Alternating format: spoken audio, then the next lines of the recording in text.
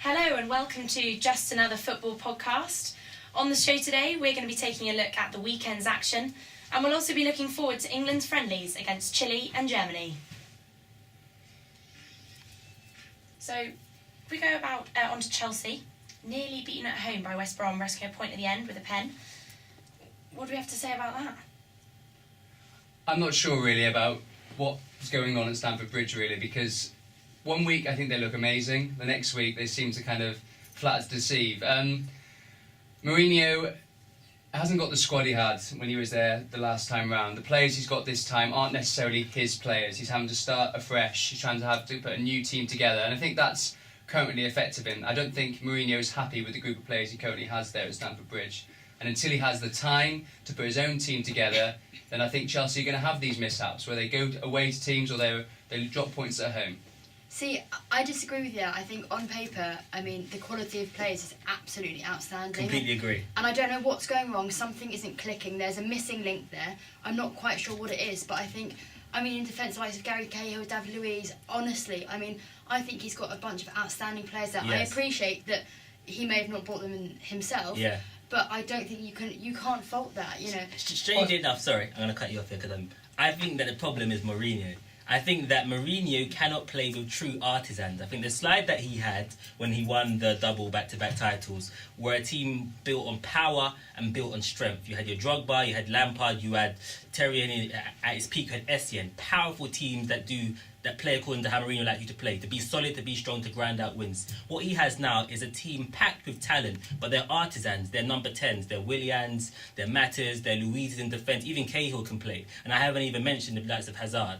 And you've got forwards that aren't quite as powerful. And so he's basically got a team that's basically too talented and creative for his game, which is basically smash and grab. That's exactly my point though, Simeon. What you're saying there is that Mourinho has a set of players this time round that is different to the team that won him the league. And that's why I believe that Chelsea are making these mistakes, having these errors, because they have too many of these artisan players. And those players are very good in their individual right. However, if you want to win a Premier League title, you need players like Drogba. You need big-time players that are strong and who can stand up to the physical attributes of the Premier League. But Barcelona aren't an overly aggressive, strong side. But I think that the Chelsea team have enough talent in their squad to dominate the Premier League. The issue is that Mourinho is not the manager for them. If you had a Wenger in charge of Chelsea, if you even had a Brendan Rodgers in charge of Chelsea, even had a Michael Laudrup, you would see Chelsea dominating games. The truth is that Mourinho just cannot allow these players to express themselves and build a structure that works.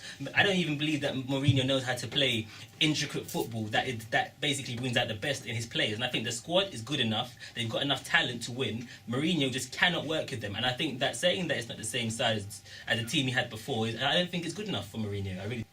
Okay, let's move on. Man United, Arsenal. United perhaps producing their biggest performance of the season. Opening 10 minutes, 68% possession, and not really letting Arsenal get into it until the last half hour, really.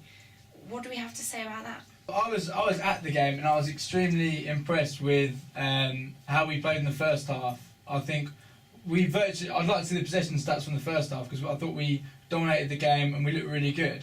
What the turning point was, I think we've spoken about it before, was when Vidic went off injured at half time.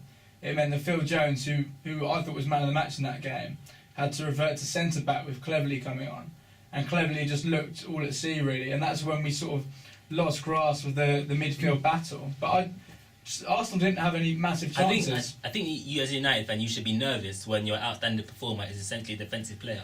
In previous seasons, I can recall Arsenal being dominated by Nani, being dominated by Ronaldo, being dominated by Rooney, attacking players really holding Arsenal's players down. But this year, it was not that in the slightest. And I actually agree with Wenger's basically statement, which was, we were slightly nervous and he was surprised that we didn't really compete in the game as much as we should have. But he's really looking forward to seeing the game at the Emirates, and I think that the fear of Man United is gone.